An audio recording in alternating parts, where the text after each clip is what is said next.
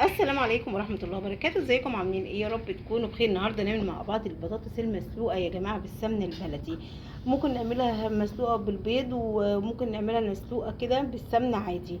احنا نعملها مسلوقة بقى بالسمنة البلدي يا جماعة، اطعم واسهل طريقة عمل البطاطس المسلوقة بالسمنة البلدي. طبعا انا جبت نص كيلو بطاطس، غسلتها كويس وخرطتها كده خرط رقيقة، كل خرطة قد بعضيها زي ما انتم ما شايفين، علشان يعني كلها تستوي مع بعضها زي ما انتم ما شايفين. بس اهم حاجه انك تغسلي البطاطس بتاعتك كويس. وحاطه الميه دلوقتي هتغلي، وهحط فيها ملح وهنزل بالبطاطس بتاعتنا. يلا يا حبيبي نشوف هنعملها ازاي. بس نصلي على النبي في التعليقات، وما ننساش لايك واشتراك في القناه عشان يوصلكم مننا. يا جماعه زي ما انتم شايفين انا هنزل بالبطاطس بتاعتنا طبعا، بس اهم حاجه بتبقي غسلاها كويس البطاطس يا جماعه، ماشي، وتنزلي بيها كده. وطبعا بعد ما تحطيها في الميه، انا حاطه الميه هتغلي شايفين، وهحط فيها ملح اهو يا جماعه شايفين، وهحط فيها شويه ملح كده اهو. لازم يا جماعه نحط في البطاطس ملح، البطاطس المسلوقه دي لازم نحط لها ملح شايفين اهو. وهنسيبها بقى كده لما تغلي براحتها وتستوي. وبعد ما بتستوي زي ما قلت لكم بعملها، بعد ما بتستوي بحط لها بقى بعجنها، بقشرها وعجنها بقى، واحط لها توابل كمون مع بتاع ده فلفل اسود مع الحاجة اي بهارات انت عايزاها شايفين. بس بقى لما تغلي براحتها.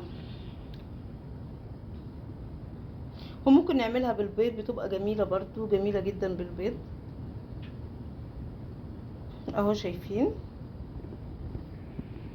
اهو يا جماعة. بفضل اقلبها كده، بقلبها تقليبتين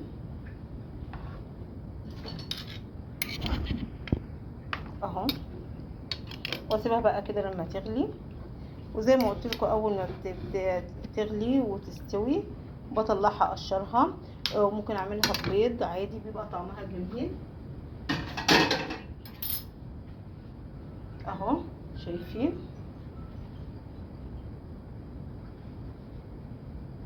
اهو يا جماعه. طريقتنا سهله وجميله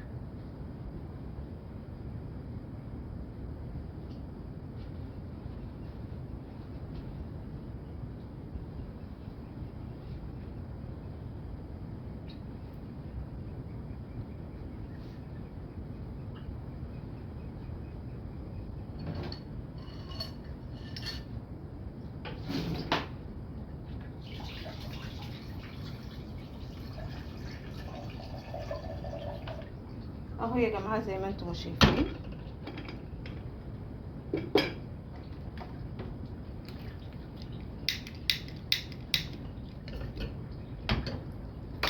اهو.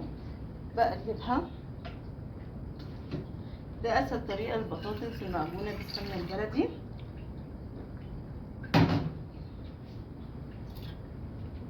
اهو يا جماعه. بقلبها اقلبها كده. وبعد ما بتستوي معايا بعملها بقى بالبيض او بالسمنه البلدي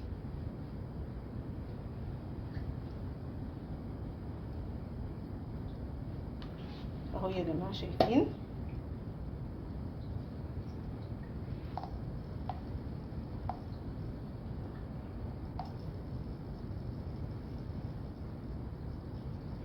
اهو. انا بقى بعد ما تستوي هرجع لكم بالشكل النهائي، استنظروني اهو يا جماعه. شايفين بقى بعد ما سلقت المكرونه بتاعت البطاطس بتاعتنا اهو، وحطيت لها ملح وادوقها اهو، هي كده اهو، حطيت لها ملح وكل حاجه مية مية اهو. ببتدي ان انا اعجنها زي ما انتم شايفين كده اهو. وطبعا عندي سمنه بلدي، يعني ممكن تعملي لو عندك سمنه بلدي حطي، عندك زيت حطيها، اللي يعجبك اعملي بيها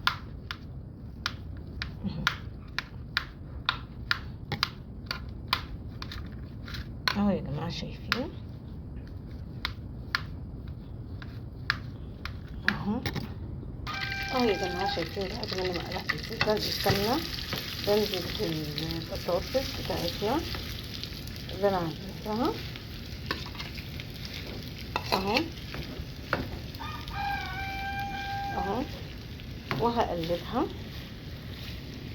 يا حبايبي، وهرجع لكم بالشكل النهائي. شايفين اهو، اهو يا حبايبي، شايفين يا حبايبي ده الشكل النهائي. طبق البطاطس بتاعتنا بعد ما استوت. اتمنى الفيديو يعجبكم.